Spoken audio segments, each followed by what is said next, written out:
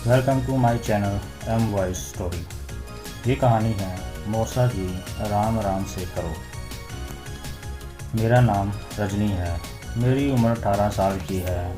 इसी साल मैंने 11वीं पास की है। तो गर्मियों की छुट्टियों में इस बार नाना नानी के यहाँ जाने का मन है, पर मौसा जी का बार बार फ़ोन आ रहा है मम्मी के पास, क्योंकि मौसी जी बीमार हैं। उनकी देखभाल के लिए कोई नहीं है, इसलिए मुझे कल वहाँ जाना पड़ेगा। मैंने अपना सारा सामान तैयार कर लिया है। मैं ज़्यादा फैंसी कपड़े पहनने की शौकीन हूँ। मैंने अपने बैग में अपनी दोनों ब्रा, दोनों पैंटी और स्कर्ट ब्लाउज रख लिए हैं। वैसे मैं थोड़ा सा पतली हूँ, तो मैं सलवार सूट कम ही पहनती हूँ। मैं जीन्स पहनती हूँ तो थोड़ा सा टाइट हो जाती है, जिससे मेरी कमर एकदम पतली सी लगती है। सुबह 9 बजे थे। मैंने अपना बैग उठाकर बाहर निकाला तो मम्मी ने बोला, आराम से जाना और ठीक से अपनी मौसी का देखभाल करना। मैंने कहा ठीक है और बाहर निकल गई। सामने से जाते हुए ऑटो को मैंने हाथ दिया था। ऑटो वाला रुक गया।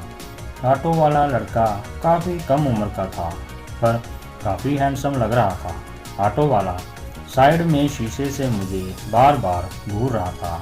मैं भी बड़ी अदाओं से हल्की मुस्कुराहट से मुस्कुरा रही थी, पर मुझे क्या, मैं तो मौसी के घर जा रही थी।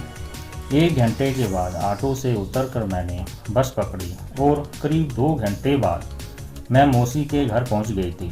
मौसी जी बिस्तर पर लेटी थी, पर वह इतनी बीमार थी कि उनके कपड़े अस्त व्यस्त थे। मौसी ने धोती पहन रखा था, तो उनकी धोती पूरी उठी हुई थी। उनकी टांगें दिख रही थी, जिन्हें देखकर मेरे दिल में धक धक होने लगा। मैंने उसी तरह के वीडियो काफ़ी देख रखे हैं। उन्हें देखकर हमेशा मेरा पानी आ जाता था। फिर मैंने मौसी जी को नमस्ते किया और चाय पाई पर बैठ गई। मैंने उनके कपड़े ठीक किए और नमस्ते बोली। वह उठ नहीं सकती थी, इसलिए खुश रहो बोलकर मेरी मम्मी का हाल चाल पूछने लगी। मैंने कहा ठीक है बोलकर हाँ में जवाब दिया। मैंने बोला मौसा जी कहाँ गए हैं?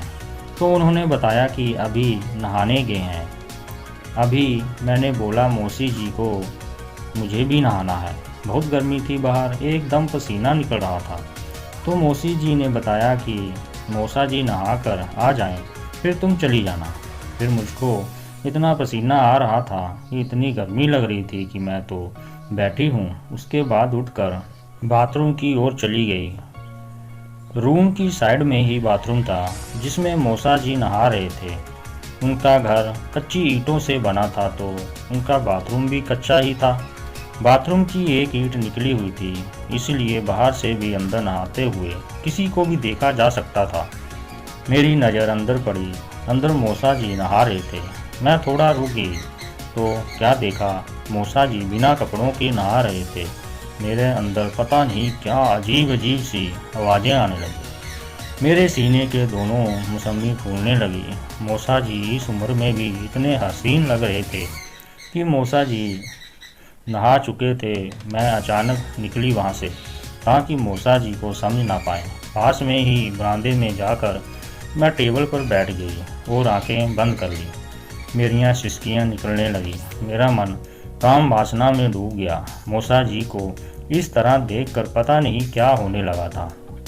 तभी मौसा जी अपना गमछा बांधे हुए बाहर निकले और बोले, रे पूजा, तुम कब आई? मैंने उनको नमस्ते बोला। मौसा जी ने एक नज़र मेरे ऊपर से नीचे तक देखा। मैं समझ गई कि मौसा जी भी मेरे मौसमी को नहा रहे हैं, और मैं शर्मक के मारे मेरी नज़रें नीचे हो गई। मौसा जी कपड़े बदलने की बजाय बरामदे में ही आ गए और मेरा हाथ पकड़कर पूछा, तुम तो काफ़ी बड़ी हो गई हो। उन्होंने मेरा हाथ पकड़ा। मेरे दिल में हजारों बोर्ड के करंट लगने लगे। मैंने अपना हाथ छुड़ाया और वहीं पर वापस बैठ गई। तभी मैंने क्या देखा, मौसा जी का जो गमछा बांध रखे थे थोड़ा सा उठा हुआ था। मैं समझ गई थी कि मौसा जी क्या चाहते हैं।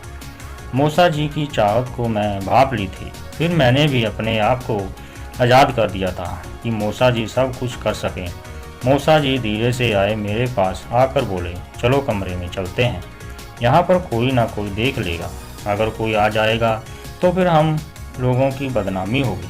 मूसा जी मुझे अपनी गोद में उठाकर कमरे में ले गए और बेड पर लिटा दिया और काफ़ी समय तक मेरे उभरे हुए को चूसते रहे। उन्होंने मेरे बटन एक एक करके खोलना चालू कर दिया। सारे बटन जब खुल गए तो मूसा जी को मज़ा आने लगा। मूसा जी के धीरे धीरे से करने लगे और मुझसे बहुत सारा प्यार करने लगे। मुझे पहली बार किसी मर्द का सामना हुआ था। मूसा जी मुझसे काफ़ी बड़े थे, लेकिन उनके साथ प्यार करके बहुत मज़ा आ रहा था। ऐसा मज़ा आ रहा था कि कोई जवान आदमी भी मुझे ऐसा मज़ा ना दे सके। फिर मैं मूसा जी से बोली, मूसा जी आपको काफ़ी ज़्यादा एक्सपीरियंस है। मूसा जी मुस्कुराए और धीरे से बोले कि हाँ, मैं उम्र में तुमसे काफ़ी बड़ा हूँ, तो मैं समझदार भी हूँ और वह सब भी कर सकता हूँ जो तुम्हें चाहिए।